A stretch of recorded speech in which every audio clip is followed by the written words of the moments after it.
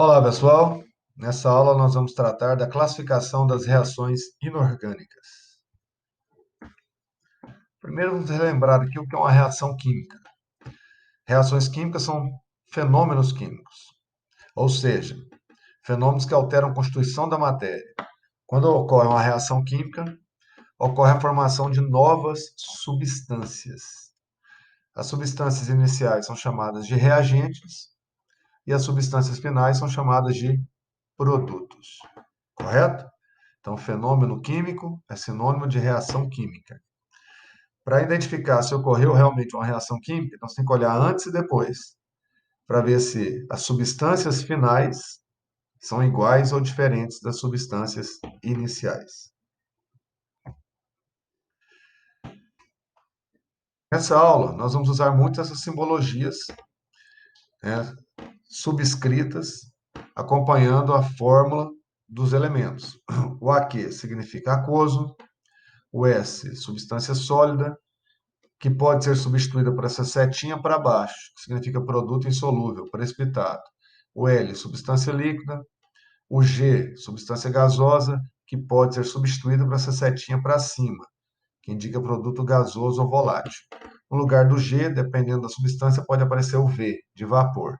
E o triângulo significa aquecimento. Nessa aula, nós vamos ver somente a questão da classificação. Então, as classificações inorgânicas podem ser classificadas em óxido-redução, síntese ou adição ou combinação, análise ou decomposição, deslocamento ou de substituição ou de simples troca, e de dupla troca ou dupla substituição. Correto? Agora eu vou mostrar uma por uma. Reações de oxidação são aquelas que ocorrem com variação do NOx. Como exemplo, essa em que o ferro reagiu com oxigênio, formando o óxido de ferro 3.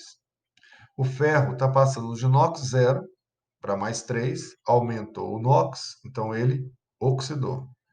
Enquanto que o oxigênio diminuiu o NOx, então ele reduziu. Não existe redução sem oxidação e vice-versa. Lembrando, oxidar significa perder elétrons, o NOx aumenta. Reduzir significa ganhar elétrons, o NOx diminui. Então, quando ocorre variação de NOx, nós temos uma reação de oxirredução, que também pode ser chamada de reação redox, viu? Reações de oxirredução ou redox. Então, a característica dessas reações é a transferência de elétrons. Reações de síntese ou adição. Em uma reação de síntese ou adição, nós começamos com dois ou mais reagentes e terminamos com um produto. Então, A mais B, reticência, mas no final, somente o C. Exemplo, sódio reagindo com cloro, formando cloreto de sódio. Ou aqui no vídeo, hidrogênio com cloro, formando HCl. Quando o sódio reage com cloro, essa é uma reação de um metal com ametal, formando um composto iônico. Essas reações são muito exotérmicas. Isso está sendo mostrado aqui no segundo vídeo, que vai reiniciar agora. Dentro da colher, né, espero ele reiniciar aqui, dentro da colher nós temos um pedaço de sódio sendo aquecido. E dentro da proveta, cloro gasoso, que é um gás amarelo esverdeado. Quando eles são colocados em contato, começa a ocorrer a reação de síntese, e nesse caso é uma reação muito exotérmica, que libera muito calor. E no final, vai restar dentro da colher um pozinho branco, que é o cloreto de sódio.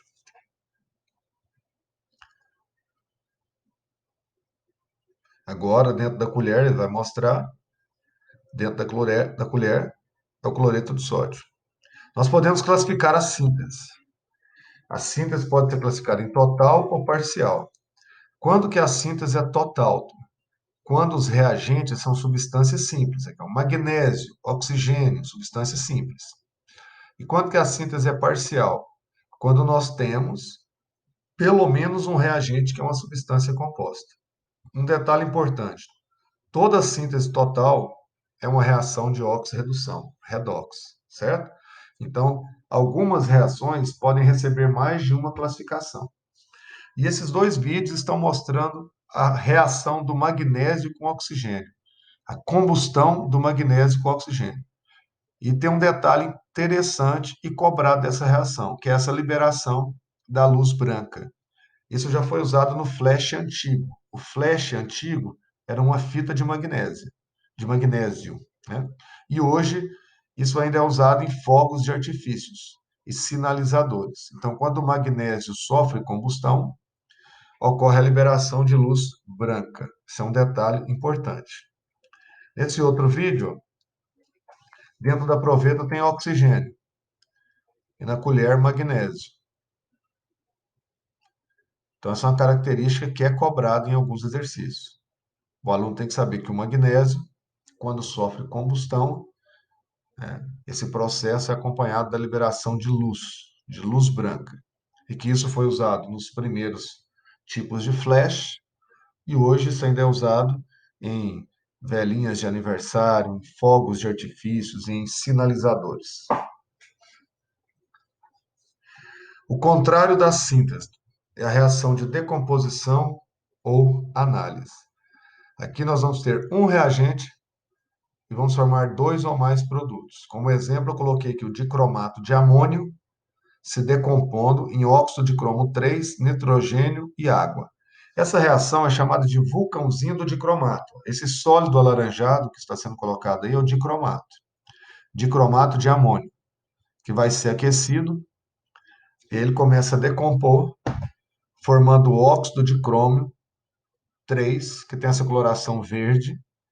A reação é muito exotérmica, então libera muito calor, e a formação do nitrogênio gasoso e da água a vapor projeta o óxido de cromo para cima. Então fica parecendo um vulcão. Então essa reação é conhecida como vulcãozinho de dicromato de amônio. Ela é interessante porque tem a mudança de cor, de alaranjado para verde. O óxido de cromo, ele é formado de forma muito pulverizada, então tem um aumento de volume, e ela é exotérmica, libera muito calor. Então, essa é uma reação de decomposição ou análise. Você parte de um e chega em dois ou mais. Uma outra reação interessante é a reação do dicromato de amônio combinado com tiocianato de mercúrio. Aqui no vídeo. Esse é o dicromato de amônio, só que por baixo tem tiocianato de mercúrio. Então, quando começa a decomposição do dicromato, dá o efeito do vulcão, do vulcãozinho, e depois, quando o calor atinge o tiocianato de mercúrio, começa uma outra decomposição que produz um material polimérico, semelhante a uma serpente. Aí isso é chamado de vulcão de serpentes. Quando o tiocianato de mercúrio se decompõe, ele forma C2N2, cianogênio de sulfeto de carbono, certo? Que reagem com oxigênio, uma reação exotérmica, né? Liberando dióxido de carbono, dióxido de enxofre e paracianogênio, que é um sólido castanho, que gera essa fita polimérica. Agora, isso é só uma curiosidade, né? Uma reação interessante, você procurar na internet, você vai ver vários vídeos, né? Mas o importante aqui é saber o que é a decomposição, que é quando você começa com um reagente e termina com dois ou mais produtos. Agora, a decomposição, ela precisa de uma ajuda, de um agente físico, que nesses vídeos que nós vimos foi o calor. Então, o calor pode dar início à decomposição. E quando o calor promove isso, nós temos uma pirólise, lisa e quebra, piro-calor. Duas pirólises muito importantes, de carbonatos e bicarbonatos. Quando o carbonato de um metal, nesse caso de cálcio, é aquecido, ele forma um óxido e um CO2. Essa decomposição aqui é muito importante, porque ela é usada para a produção da cal viva, do CaO. Não tem CaO na natureza. O homem tem que produzir a cal a partir do carbonato de cálcio encontrado em rochas calcárias da natureza. Essa aqui é a principal reação química na fabricação do cimento, porque a cal é a principal matéria química, matéria-prima para fazer cimento. E todo bicarbonato de algum metal, quando é aquecido, forma um óxido, libera CO2 e água na forma de vapor. Essa reação aqui é usada no cotidiano, no fermento químico, aquele fermento em que a massa cresce dentro do forno. Então, coloca o bicarbonato de sódio na massa, dentro do forno ele é aquecido, ele decompõe, formando um óxido e libera o CO2 gasoso e a água na forma de vapor. A expansão do vapor de água e do CO2 gasoso é que promovem o crescimento da massa. Então, anote, importante, pirólise do carbonato de cálcio, pirólise do bicarbonato de sódio. Duas reações muito importantes. O agente físico também pode ser a luz, aí ocorre uma fotólise que é muito mostrada nos exercícios do brometo de prata, que forma prata e bromo. Essa reação aqui ela está presente em alguns tipos de lentes fotocromáticas, aquelas lentes que mudam de cor na presença ou na ausência do sol. E a eletricidade, que tem todo um capítulo da química para estudar isso, que é a eletrólise. A passagem de corrente elétrica pela água decompõe a água em hidrogênio e oxigênio. Então, a decomposição normalmente é causada por algum agente físico, calor, luz ou eletricidade.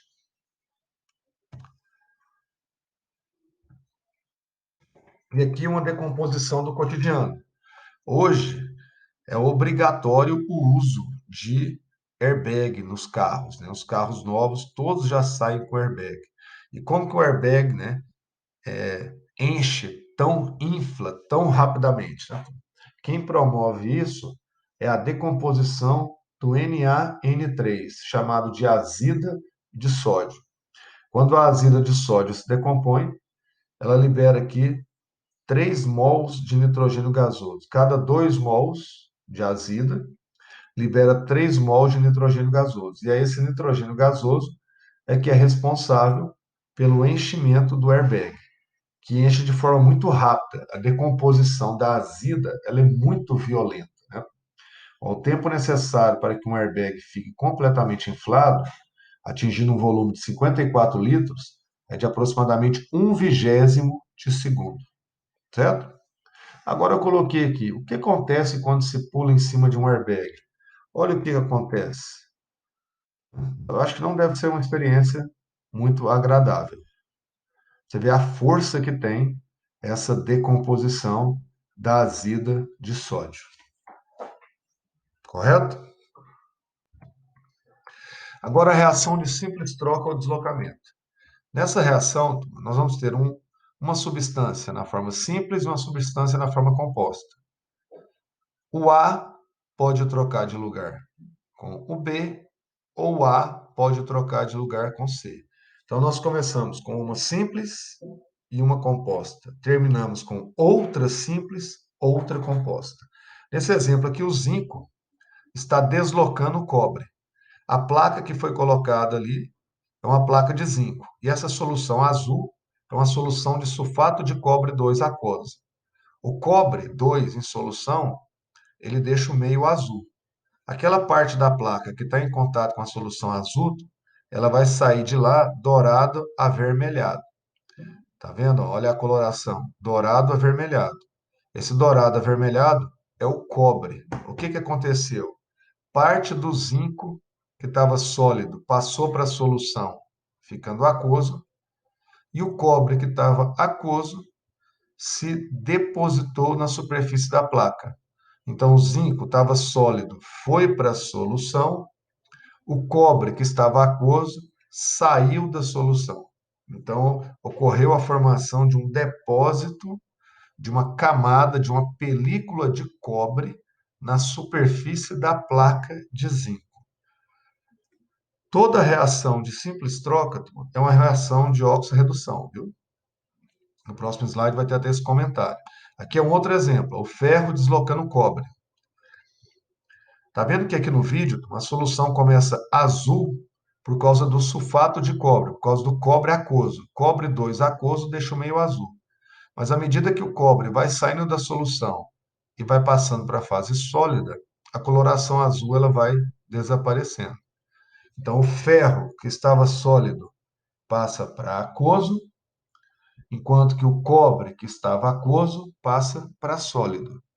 E como era o cobre aquoso que dava cor à solução, a solução vai perdendo a coloração até ficar incolor. Então, toda reação de simples troca também é uma reação de óxido-redução. Nesse exemplo, quando tem um deslocamento do B, O A, para passar para o lugar do B, oxida, e o B, para passar para o lugar do A, reduz. Também tem um deslocamento do A passando para o lugar do C. Só que aí fica ao contrário, que é a questão da oxidação e redução. Quando o A passa para o lugar do C, aí ele reduz. E quando o C passa para o lugar do A, ele oxida. Isso será trabalhado depois em outras aulas. O importante é saber, teve simples troca? Então teve uma reação redox, certo? Então a simples troca, nós começamos com uma substância simples e uma composta, terminamos com outra simples e outra composta. E a reação de dupla troca ou dupla substituição. Dois reagentes compostos e no final duas substâncias compostas. O A é o cátion, B é o ânion, C é o cátion, D é o ânion. Aí tem a troca, o cátion do primeiro com o ânion do segundo. Essas reações, elas são muito rápidas. Um exemplo é essa que está aparecendo no vídeo, que é a dupla troca entre o nitrato de chumbo 2 e o iodeto de potássio, que leva à formação do iodeto de chumbo 2, que é um sólido amarelo. Então, nós começamos com duas substâncias compostas e terminamos com duas substâncias compostas. É a dupla troca. É como se eu tivesse dois casais dançando e ocorresse a troca dos pares. E toda dupla troca tem essa característica da velocidade. São reações bem rápidas. E aqui nós temos um resumo. Primeiro, a reação de síntese ou adição.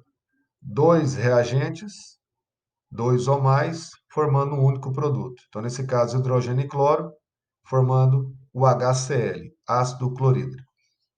O contrário da síntese ou adição, decomposição ou análise. Nesse caso, o carbonato de cálcio se decompondo, formando a cal viva e o CO2. Simples troca, substituição ou deslocamento. Entra um átomo, sai outro átomo. Começa com uma simples e uma composta, termina com outra simples e outra composta. Nesse caso, o ferro deslocou o cobre. Dupla troca. Duas substâncias compostas formando duas substâncias compostas. Tem a troca de cátions e ânions. Nesse caso, o nitrato de prata reage com cloreto de potássio, formando o cloreto de prata e o nitrato de potássio. E a reação de combustão, aproveitando e relembrando. Na reação de combustão, o oxigênio é chamado de comburente, e quem reage com ele, combustível. É uma reação exotérmica. E no caso da combustão de compostos de carbono e hidrogênio, ou somente de carbono, hidrogênio e oxigênio, a combustão completa forma CO2 e água. Na combustão, quem reage com o oxigênio é o combustível e o oxigênio é o comburente. Então, nessa aula, turma, nós trabalhamos somente a questão da classificação das reações. Tem exercícios que vão trazer as reações prontas e só vão te pedir para classificar. Na próxima aula, nós vamos começar a detalhar, a aprender a prever essas reações. Correto? Espero que tenha ajudado. Qualquer dúvida, me procure nas redes sociais. Abraço a todos.